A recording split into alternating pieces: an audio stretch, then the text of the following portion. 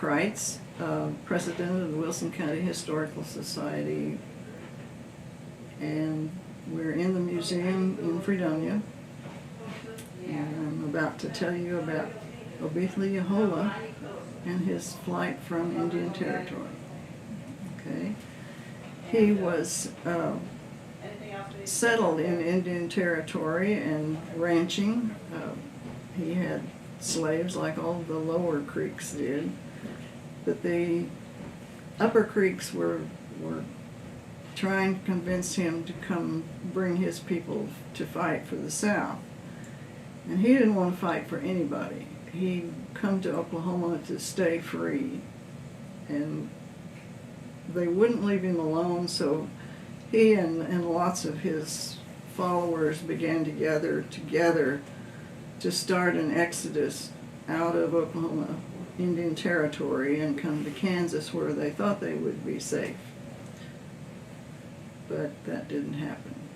He had written to Lincoln. Lincoln assured him that there would be a place to come to that would be safe for him and his people, but that didn't materialize. In December of 1860, they finally had to leave Oklahoma. They were forced to get out of there, or they would be conscripted into the Southern Army. They were attacked 3 times in their exodus from down by Muskogee, and incidentally, the Creeks are known as Muskogees too. The last time they were attacked, it was in the night. It was bad weather, and they had to run. Some of them with no clothing, no shoes. They had to leave their animals. Most of them took their horses, or the horses were somehow caught up with them. Anyway, they had to leave in the night it was sleeting and snowing. And by the time they got to the Kansas border,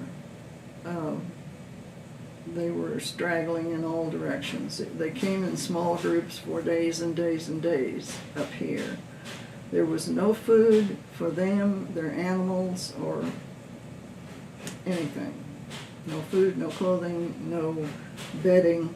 The fort wasn't even big enough to take care of a third of them. By the time they all got here, there were 6,000 to 10,000. They were run through a census later, and I think it was 6,000 then that were surviving. There had to be a lot of amputations after they got to Fort Row. There were 100 recorded at that time, feet, hands that were frozen.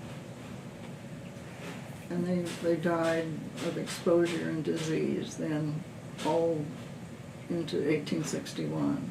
The 6,000 survived, and they had a count of each Indian nation and how many there were.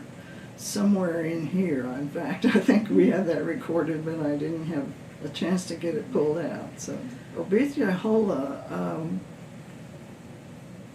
was accepted as the leader of the group, and he met with the Indian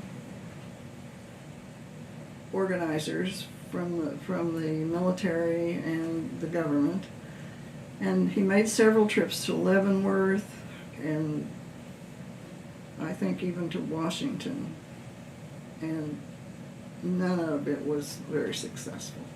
They got some help, but never enough, and never of good quality. If they got anything for their animals, there was not enough of it.